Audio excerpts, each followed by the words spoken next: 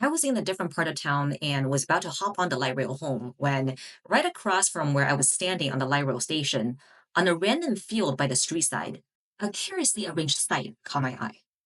The next train was going to come for another while, but I decided, F it, and hopped off the station to follow my curiosity. Walking onto that field, I saw this whimsical setup, this elaborate display with some random objects that also seemed kind of out of place. There were no signs, nobody around, just some cars driving by on the outer street. Just this little colorful oasis on a random patch of land until I noticed and met Samwell. Hi, sir. Did you make all this? Yes, ma'am. This is amazing. How long did it take you to put all this together? I think 5 years. 5 years. Yeah, Wow. this is 5 years. This is beautiful. Do a lot of people come visit? No, they just pass by, look around. And they're taking a walk, they just take a trips.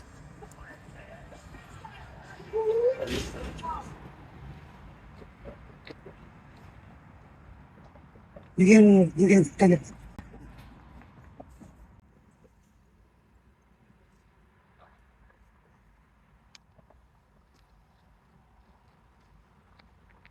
What made you decide to create all this? It's my boss. My boss.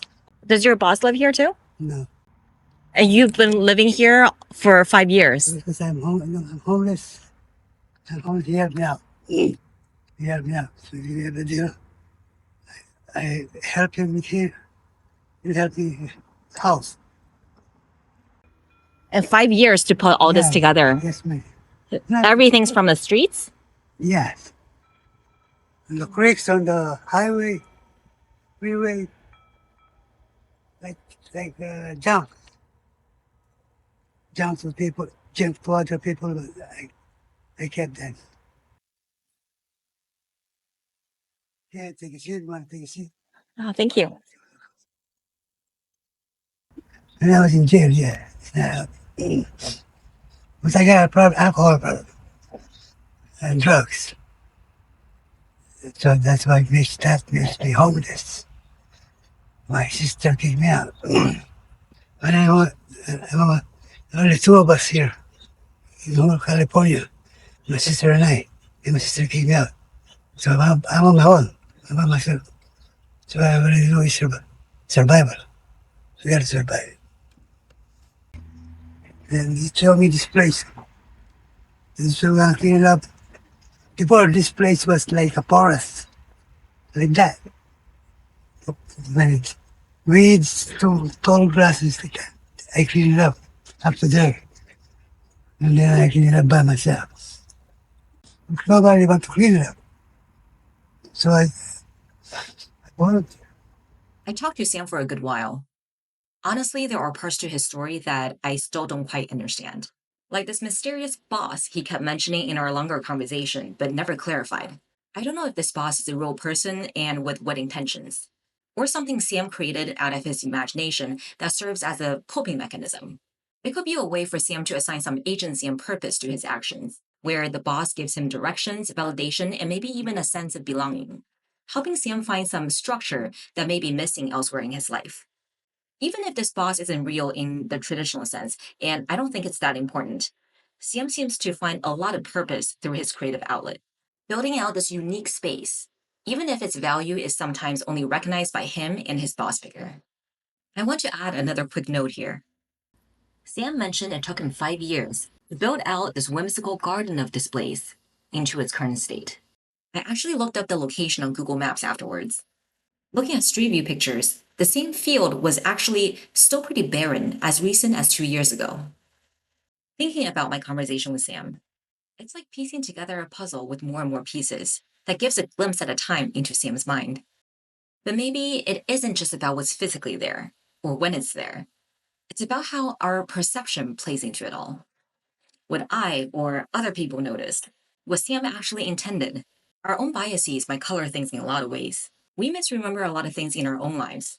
And it's highly possible that time gets jumbled, days blend together, landmarks disappear, especially when the struggle for basics often takes over for somebody in Sam's situation. And obviously, there's also a lot more to Sam's story, beyond just our conversation. What are the things that make you the most happy every day? The most. Just working in there. The garden.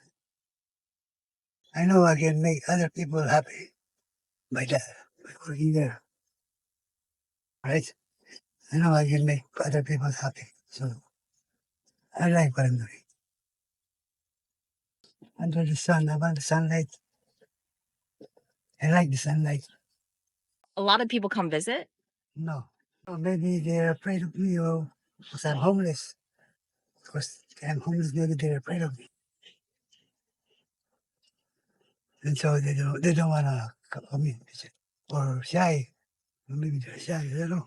But when people see all the work you do outside, they don't want to They stop in. appreciate it. Hmm. Some people come in take picture. They appreciate the art. That's art. Some people who appreciate art. Yeah. Some people know they don't care. But just as long as you like what you're doing, you know, I like what you're doing, you're happy. It's, it's like I'm working out. I'm working out at the same time. I make happy people, other people happy. I make me happy. Are you happy every day? Yeah, as long as you got a good heart. You got a good heart, you're happy. Yeah, Samwell, what makes life worth living for you? or you got, yeah, nature. God is nature. Sam clearly finds a lot of comfort in his faith.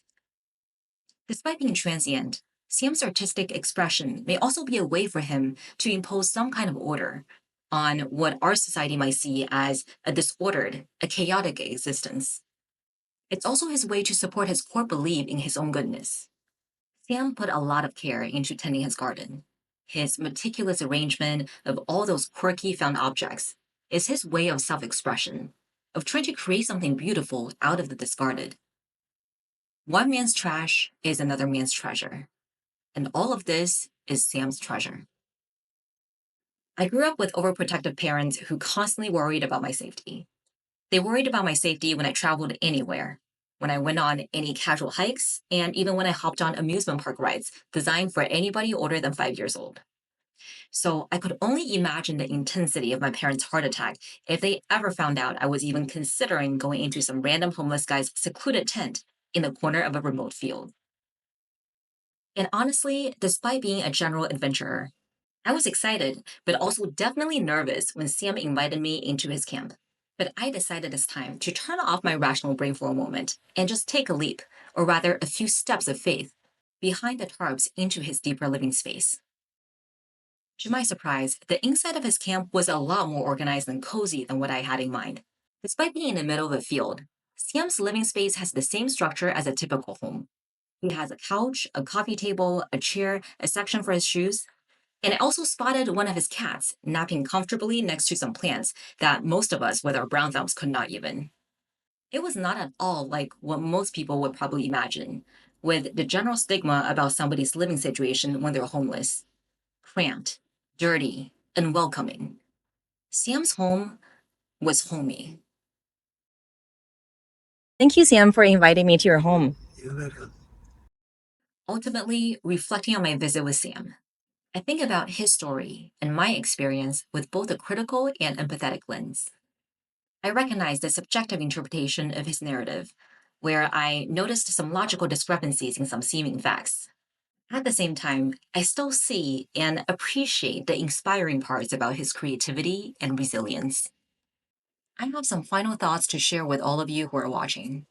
For those of you who have been listening to this conversation I had with this, at least to most people, an everyday homeless man. Even within harsh realities where somebody has to struggle for basic necessities, they can still muster up the drive to create, to find meaning, and to connect with something greater than oneself. This also speaks to the resilience of our human spirit, where we can often find and sometimes build hope and meaning in some of the most unlikely places, like literally on a random patch of land in a random overlooked part of town. If you passed by Sam's garden, do you think you would have walked into it and appreciated it? Would you see it as the beautiful garden he intended and built, or just a junkyard? Sam also recognizes that not everybody appreciates his art. And even when some do, Sam doesn't smile when talking about how nobody approaches him, let alone care to learn about his story as the artist, because of how he appears in contrast to his garden. The garden is Sam's welcome for anybody who cares to take a glimpse into his world. We all see things through our own biased perceptions, and it may be a good reminder to examine them sometimes.